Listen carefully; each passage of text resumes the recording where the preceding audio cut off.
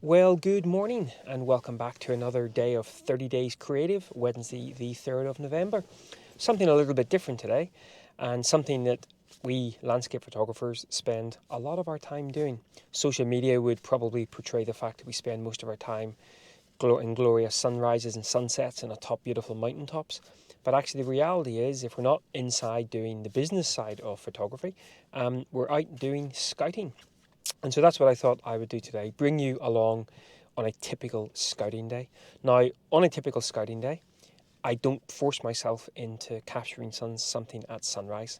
It just so happens that there wasn't going to be any sunrise colour this morning anyway, so that was an added bonus. But I know I'm going to be out really just sort of scouting a few locations, so it's really just about that rather than forcing myself out on a sunrise.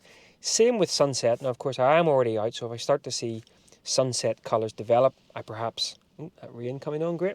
I sometimes would sort of, if I'm close to somewhere, try to get myself somewhere. But my mindset today is mostly about scouting.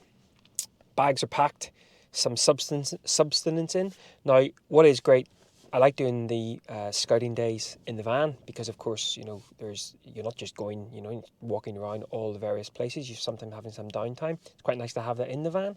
But I'm in the car today because some of the locations that I'm looking to go to have got a little bit of gnarly access to it. So in the car gives me easier access. But yeah, coffee loaded. I've got about a 40-minute drive. Obviously no B-roll of driving because we shouldn't be B-rolling ourselves driving, people. Said it before. So we'll just catch up when we get to the first location. Scouting day, 30 days creative. Day 3, let's do it. Right, well that's me arrived at my first location. And I'd love to work out the percentages of conditions being incredible on a drive versus conditions being incredible when you get there. I would say it's 3-1. The conditions are always better when you're driving. The conditions on the way over here were just beautiful. Really, really nice. Lovely big sort of stormy clouds, pink sort of illuminating sort of lone trees and things.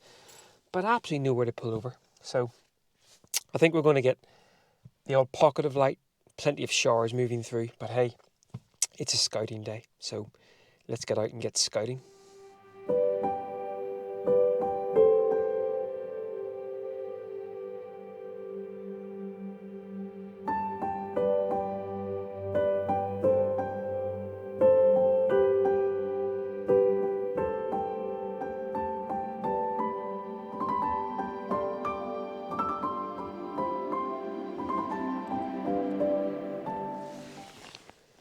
So I've shot here before, this lovely big gnarly oak tree. And the light on the outside of the woodland looks beautiful. Really soft and subdued. There's lovely sort of dark clouds behind as well. The big issue I find with this, I'd love to find a composition here. And I'm obviously going to carry on searching for one, but the big issue is you're pointing upwards into the canopy, and of course that brings with it the issue of bringing in the sky. So really frustrating because it's probably one of the nicest big gnarly oak trees that I've seen in Ireland, and it's just so difficult to get a composition of. I think if I could bring a stepladder and get sort of about 10 foot up, that might allow me to sort of point down a little bit more into the tree and sort of removing the sky. But this is what today is all about. I'm sure there's going to be moments where the light is kind of fleeting and I'm maybe tempted to rush around, but no, today is all about scouting, and it's all about working myself from compositional point of view. So, and try not to panic when the light really kicks off. Right, I'm going to carry on mucking around with a few options here. There's a little rowan sapling in below the main oak tree, and I love how the main oak tree is kind of leaning over it and the sapling's almost sort of cowering back. But if we switch over to the sort of in-camera mode, you can see that there's a lot of sky in this. Now I could do a bracket and sort of pull back some of those highlights.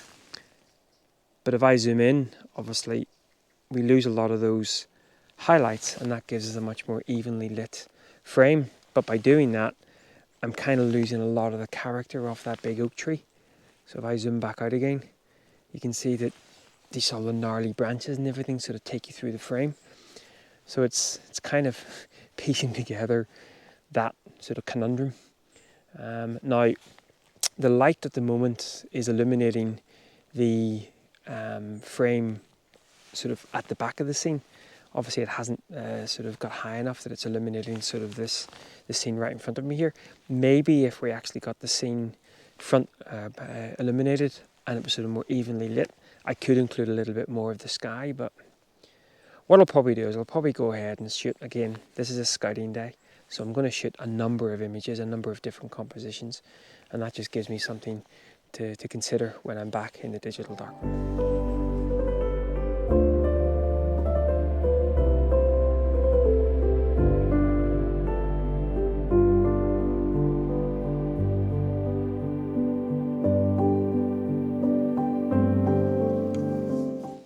So I brought myself a little bit to the left. Now, I was playing about. I was actually holding the camera above my head, and I managed to shoot an image that I quite liked because I think it brought a little bit more of the character of the oak tree. So I've actually brought myself back there with the tripod. Now, the tripod is not in the most stable of positions. Rather than the legs being splayed out, they're kind of bunched together, which is giving me probably about this much more elevation. I did try to get an image with lower ISO and holding the tripod up, but it just wasn't working. I probably need another couple of feet of elevation on this tripod to really make this work and remove some of that sky. But I think it's as good as it's going to get from a kind of removing the sky. Now, one of the real benefits of this composition versus the one over there, I feel, is it does bring a lot more of the character of that big oak tree, and especially on the left hand side. And there's not actually a huge amount of clear sky in there, and I've bracketed as well. Now the light has subdued somewhat again, but what I'm going to do is I'm just going to hang out here for another sort of while and see whether we get any more light in, and then I'll make an image. And I guess then we'll wander on.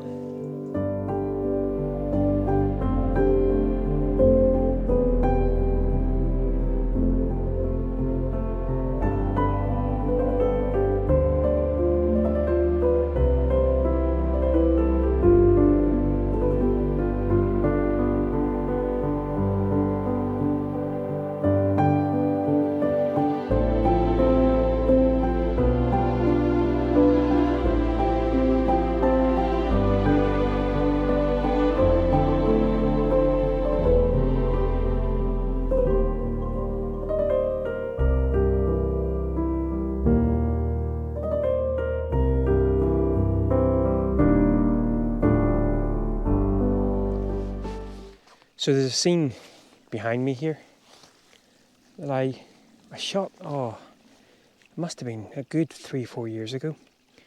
And while that particular image didn't work, I thought there was something in it that was worth coming back for.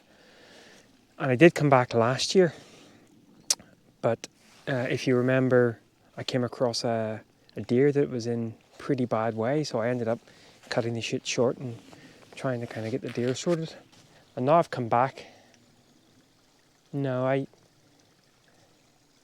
quite messy and very uniformly green. Honestly, I think this is going to work better when it's a lot more bare and you can really focus in on those gnarly sort of twisty branches. At the moment, I just think there's just a little bit too much going on. And again, cannot stress this enough. It's one of the reasons why I love the Scout, because it just keeps your sort of mind ticking over about different scenes and different scenarios. You know, I could come here, in the height of autumn, and it could be quite nice and take the image and think, great, I've done it justice. But actually coming back regularly and really sort of opening your eyes or opening my eyes to the scene, I really now think that this is going to work best in a very stark, bare winter, sort of maybe even a little bit of frost, maybe even a bit of snow. So, and thankfully, the only deer I've seen so far this morning looks very healthy. But I really wish, like humans do, going yo bear, I wish deer would go yo human, so they don't give you a coronary when they jump out in front of you. Anyway, wandering on.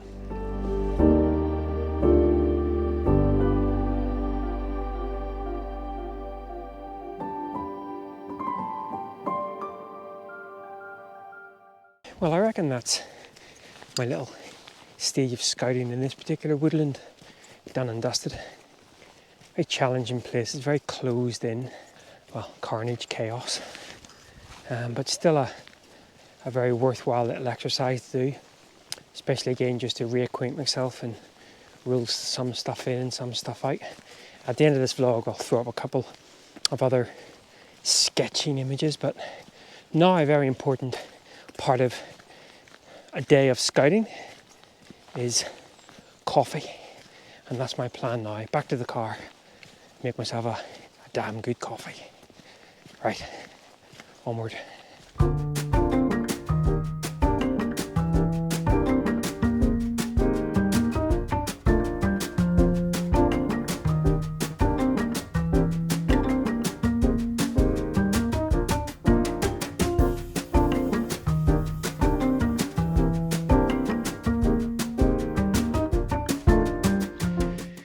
So, coffee consumed, and I drove over to my next potential location. And I went to park where I went to park, and for some reason Nicola's handbrake wouldn't stay on.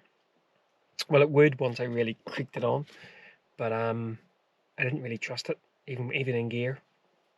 So I brought myself about 3/4 of a mile from my location, which means I've got a bit of a stomp on, but hey ho.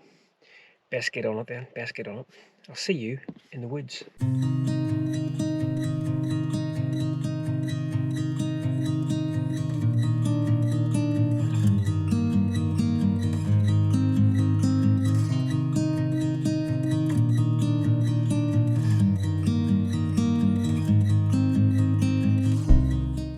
You probably hear me talking pretty much 99% of the time on this channel about using my 18-135, and I love that lens. It's a very versatile lens, a little bit soft probably from about 90mm upwards, but it's a really great sort of carry around lens, and it's, in the grand scheme of things, not too expensive, and I've had it for years.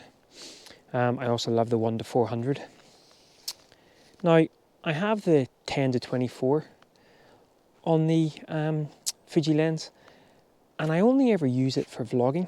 I haven't been a fan of ultra wide and wide stuff for many a year, and sometimes I sort of ask myself, am I being a bit, I don't know, am I missing a trick basically? Now I'm not saying I want to go back to shooting everything super wide, and of course 10mm on the crop sensor is not 10mm, but it's still rather wide. But actually one of my favourite focal lengths was 24mm, and of course I can cover that with the 10-24, having the Fuji at about 15ish mil. I think that's roughly about 24mm, and so it's kind of made me realise that maybe I should be using that 10-24 a little bit more. Again, not necessarily sort of too close to the 10, 11, 12mm zone, but maybe sort of 14, 15mm. So what I've done is I've actually put the 10-24mm on, and I'm going to start. Now the light is a little bit too harsh, lots of shadows, but there is a bit of cloud above us, so hopefully we'll get a little bit more subdued light. But yeah, fired on the 10-24, probably going to be shooting in and around the 14, 15mm mark, which is about 23.5, 24mm, and we'll see whether we can come up with something a little bit different, at least a little bit different for me.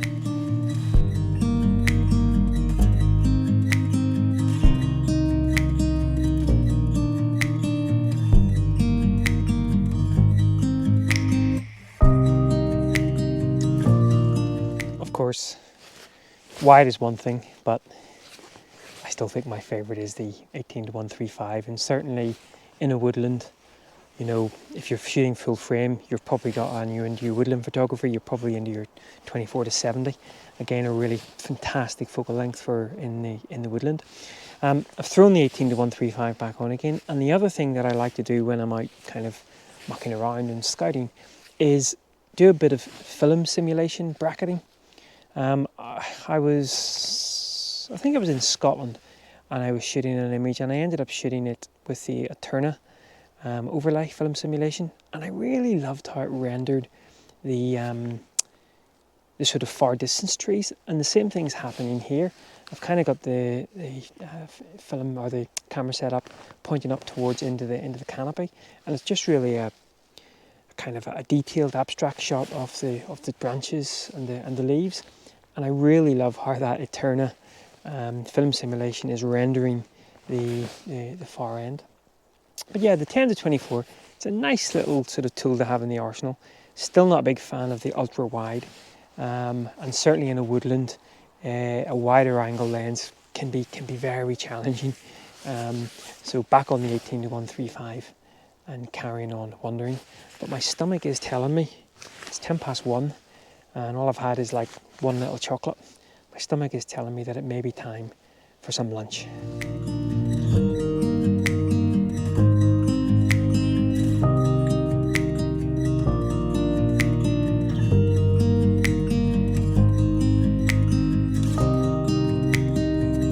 That, as they say, is lunch. Pasta, tomatoes and jalapenos. Oh, one of the things I noticed, and I'm sure if you do the same thing, it's tiring doing scouting, not just physically tiring, but your mind is always worrying, looking for sort of compositions. And so yeah, I'm pretty beat actually. So I'm going to have some lunch. I say lunch, it's about 2:30. And then decide what to do. Obviously, I still need to get this video edited and out today, so we'll see whether after lunch I carry on scouting, or maybe we'll start making our way back to home base. Anyway, I am famished. Time for some food.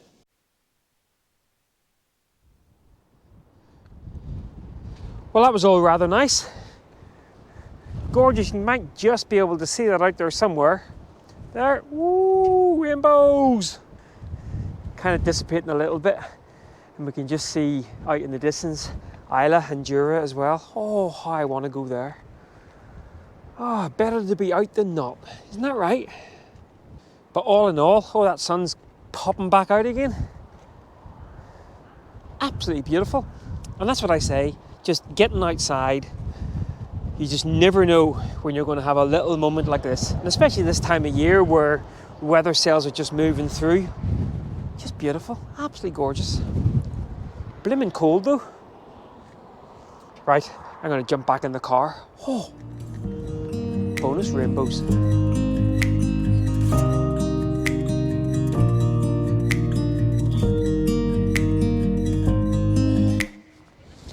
Goodness me.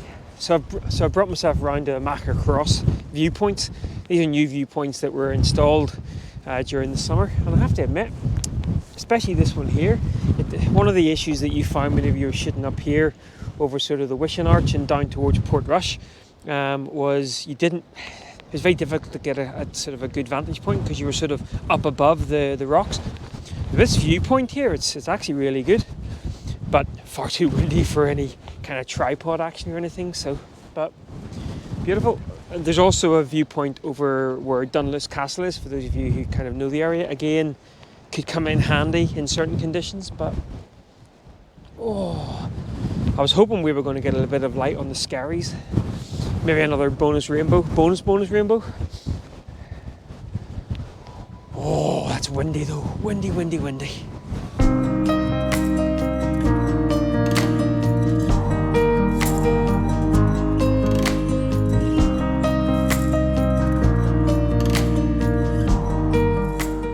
Well, I think that's time to head back to the car.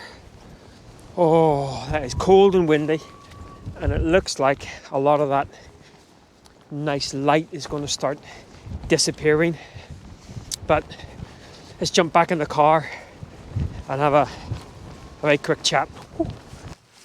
Oh, that is stormy out there. Those are the conditions I love. really does just make you feel alive. Right guys, well, I hope you enjoyed a little insight into a typical scouting day. It really is just for me one of the most pleasurable things about photography is the just going out, no real kind of urgency or plan, and just seeing what catches my eye, and playing with a wider angle. While I don't think any of the images really much cop, it's just a reminder that days like this are so important. And of course, when you get a little bonus of a little bit of light, as we did coming back driving along, as I say, that's just an extra little bonus. So I guess now I need to go home and do all the processing on this here, which should be fun. But once again, thanks a lot for following along, and I guess we'll catch up tomorrow. See you then. Bye-bye.